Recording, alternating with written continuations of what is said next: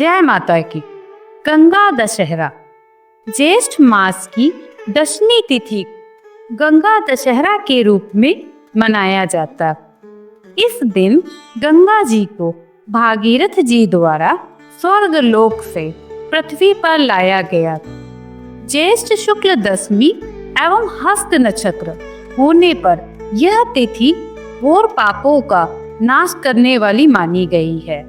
इस तिथि में स्नान, दान, तर्पण आदि करने से 10 पापों का विनाश होता है और ऐसा भी माना जाता है कि इस तिथि में गंगा जी के पूजन के पश्चात यदि शिव अर्चना की जाए तो वह बहुत शुभकारी होती है।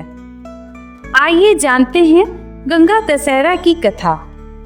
प्राचीन काल में अयोध्या में सगर नाम के राजा राज्य करते थे। उनके केशनी तथा सुमति नाम की 2 रानियां थीं। पहली रानी के एक पुत्र असमंजस तथा दूसरी रानी सुमति के 60,000 पुत्र थे। एक बार राजा अश्वमेघ यज्ञ कर रहे थे। उसी समय यज्ञ पूर्ति के लिए उन्होंने एक घोड़ा छोड़ा। इंद्र यज्ञ को भंग करने के लिए उस घोड़े को पकड़कर कपिल मुनि के आश्रम में बांध आए। राजा ने उसे खोजने के लिए अपने 60,000 पुत्रों को भेजा। खोजते खोजते वे पुत्र कपिल मुनि के आश्रम में पहुंचे तथा समाधि में लीन मुनि के क्रोधाग्नि में जलकर भस्म हो गए।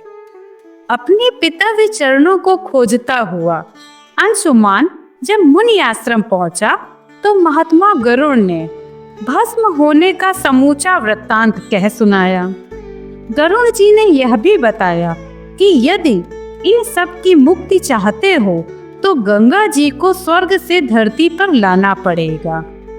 महाराज सगर की मृत्यु के उपरांत अंशुमान और उनके पुत्र दिलीप जीवन पर्यंत तपस्या करके भी गंगा जी को मृत्यु लोक में न ला सके।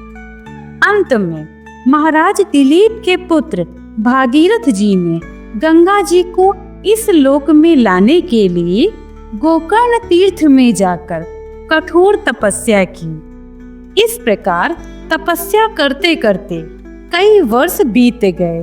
तब ब्रह्मा जी प्रसन्न हुए और गंगा को पृथ्वी लोक पर ले जाने का वरदान दिया।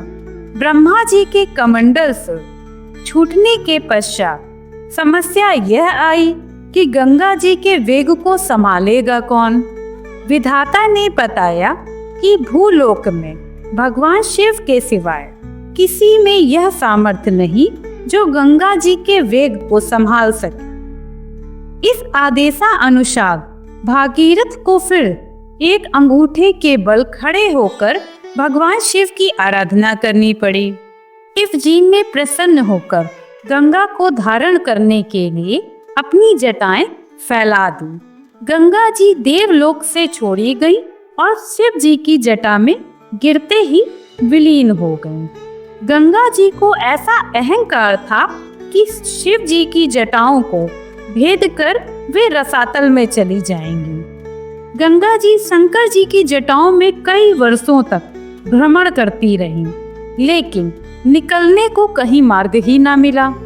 भागीरथ के पुनः अनुनय विनय करने पर नंदीश्वर ने प्रसन्न होकर हिमालय में ब्रह्मा जी द्वारा निर्मित बिंदुसार में गंगा को छोड़ा।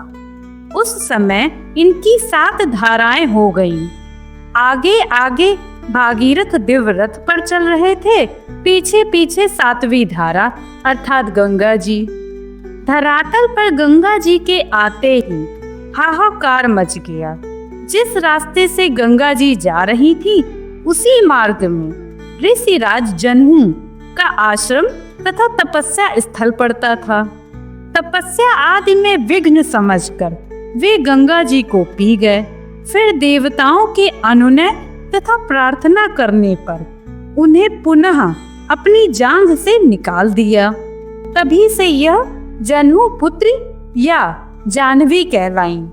इस प्रकार अनेक स्थानों पर तरन तारण करती हुई जानवी ने कपिल मुनि के आश्रम में पहुंचकर सगर के 60,000 पुत्रों के भस्मावशेषों को तार कर मुक्त किया।